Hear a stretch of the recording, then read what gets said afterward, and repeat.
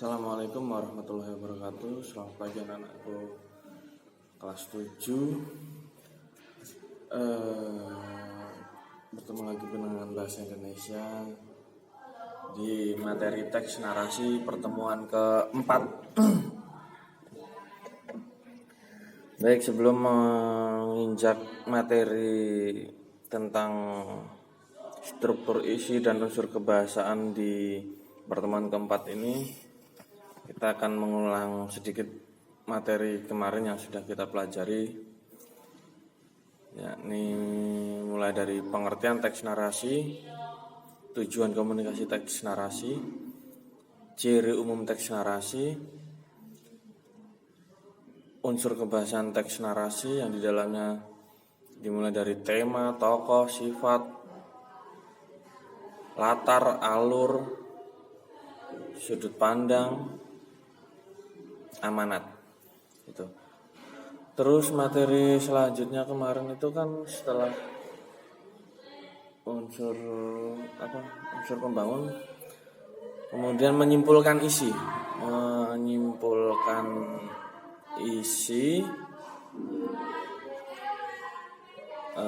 Setelah menyimpulkan isi, bukan menyimpulkan isi ya. Ini pola pengembangan dulu. Pola pengembangan teks narasi yang dibedakan menjadi dua, yakni kronologi dan spasial. Terus yang ketiga menyimpulkan isi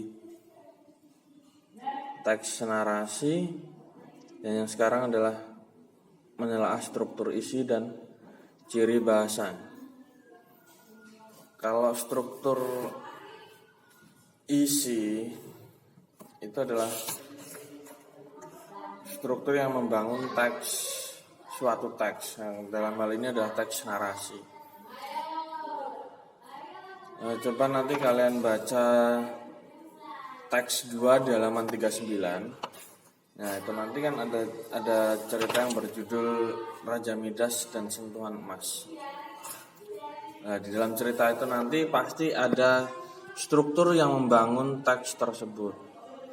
Kalau struktur teks narasi itu berarti yang pertama adalah orientasi. Orientasi di sini adalah pengenalan tokoh, terus latar waktu, latar tempat, dan latar suasana terjadinya peristiwa. Jadi di dalam orientasi ini nanti,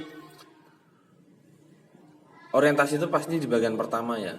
Itu nanti biasanya menceritakan tentang tokoh, pengenalan tokoh, terus pengenalan latar tempat, waktu, dan suasana. Terus yang kedua itu komplikasi.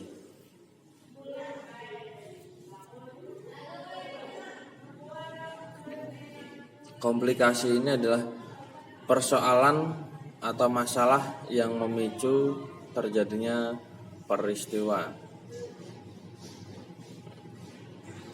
Jadi misal setelah pengenalan tokoh, latar waktu, tempat, dan suasana ini nanti ada timbul masalah. Misal Pak Tommy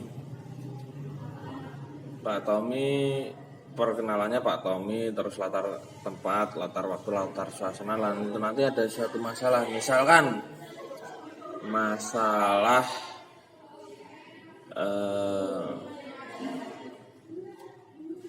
masalah ketika Bapak menjadi seorang guru itu timbul. Misal masalahnya adalah menghadapi banyak murid, menghadapi banyak orang tua wali, menghadapi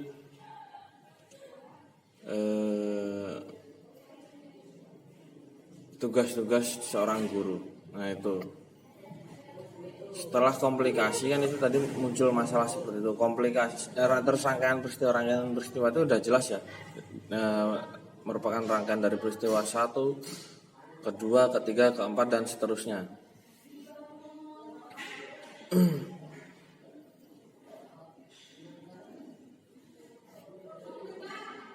Yang keempat resolusi. Resolusi itu seorang tokoh mengatasi konflik. Jadi itu tadi kan muncul masalah. Masalah itu apa aja, lah itu nanti diselesaikan di resolusi. Terus yang kelima adalah koda. Koda ini sifatnya opsional, boleh ada boleh enggak. Isinya itu biasanya komentar atau hikmah atau nilai moral. Mungkin kalau dari cerita Pak Tommy tadi ada nilai moralnya mungkin ya, bisa disisipkan nilai moral, bisa disisipkan suatu hikmah, bisa. Jadi jangan pernah, misalkan Bapak menyisipkan hikmah, jangan pernah mengeluh dalam menghadapi persoalan. Boleh, tapi itu nanti disisipkan di bagian teks narasi tersebut, itu boleh. Kalau tidak pun nggak masalah, karena koda ini tadi bersifat opsional, boleh ada, boleh tidak. Baik,